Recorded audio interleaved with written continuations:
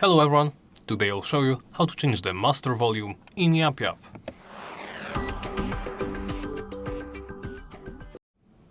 Let's begin by opening the options menu. Then navigate to the audio tab. Here, in the top left corner, is the master value. This sets the maximum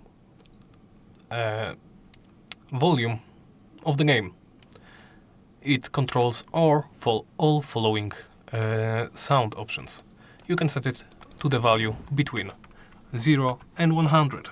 As you can see, you can even type the value in. So, set it to the value you like. I will set it to 20 and then simply hit close. And that's it.